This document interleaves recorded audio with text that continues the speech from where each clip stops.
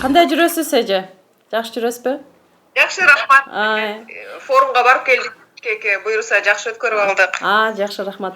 Эркин тоо кезинин YouTube каналынын көрүүчүлөрү, саламатсыздарбы? Биз бүгүн маектер берүүбүздүн алкагында Евразия экономикалык комиссиясынын эмгек, миграция жана социалдык коргоо департаментинин директору Алтынай Өмүрбекова эжебиз менен маектешебиз. Билесиздер, Алтынай эжебиз Москва шаарында турат азыр, ошол жакта иштейт.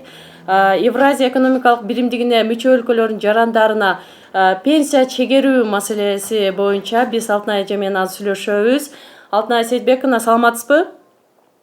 Эже, ушул жылдын 1-январынан тарта ушул ЭЭПке мүчө өлкөлөрдүн жарандары үчүн пенсия чегерүү маселеси каралган жана документтер кабыл алынып жатат деп айтышты эле. Учурда канча кыргызстандык ушул пенсия чегерүү боюнча документтерин тапшырышты?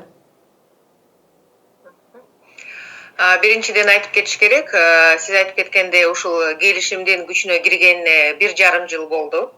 Ал келишимде дагы бир нормасы бар болчу. Ошол пенсия укугу качан жаралат? Ошол 21-жылдын январынан тартып, демек ушу 22-жылда 1 жыл стажы болуш керек деген норма бар.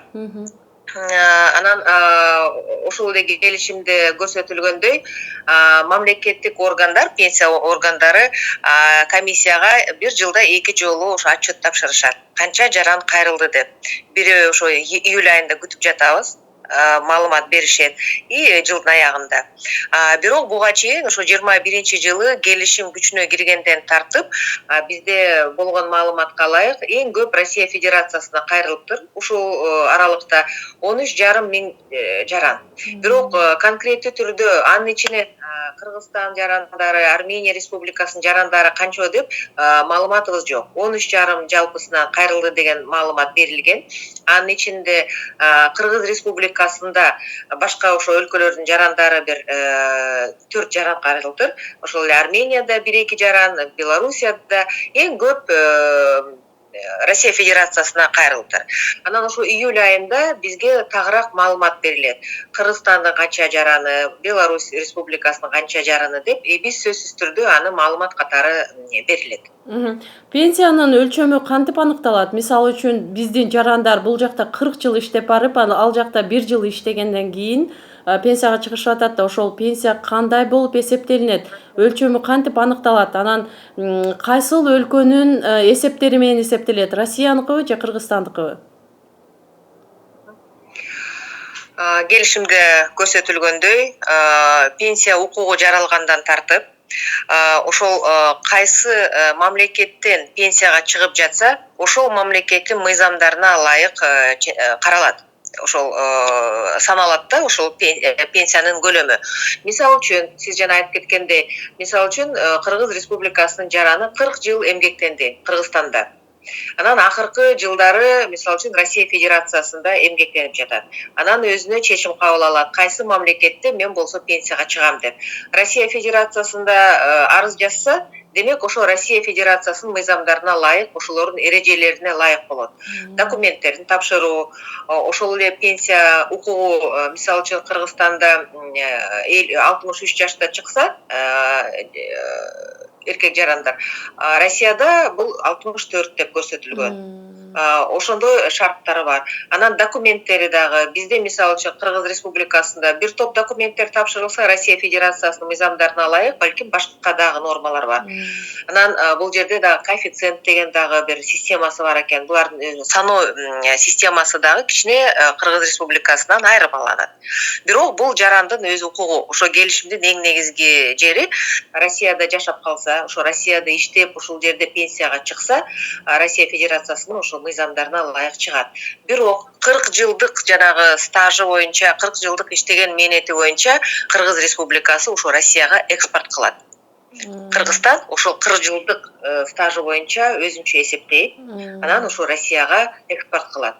Же тескерисинче, Россияда иштеп калып, анан Кыргызстанга барып пенсияга чыкса, демек ошо Россияда жаралган, бирок 1 эле жыл болуп калат да. Мына 21-жылдан тартып, ошол эле убакыт саноолорун Кыргызстанга экспорт кылат. Билесиздер, бул эми азыр 22-жыл. ооба. Мигранттарды билесиз да, биздин мигранттар тазалык кызматында иштешет, анан кафелерде идиш жууп калган мигранттар бар. Алар документтерди кантип даярдашат? Мен жана айтып кеткендей, эң негизгиси ошо пенсия укугу жаралыш үчүн бул албетте ошол жаран расмий түрдө иштөө керек да. Келишим жанагы эмгек келишим болсо, официалдуу түрдө жанагы пенсиялык фонддорго акчалары которулса, албетте ошол жарандын пенсия укугу жаралат. Ким болбосун балким ошол сиз айткандай дворник болобу же болбосо жанагы кайсы бир ишканаларда иштесе дагы ошол келишим негизинде иштеп жанагындай керектүү төлөмдөрдү жасап турса, албетте ар бир жаран ошол жанагы пенсияга укуктуу болот. Пенсияга укуктуу. Бирок мен жана дагы бир жолу айтып кетейин, ар бир мамлекеттин өзүнүн талаптары бар.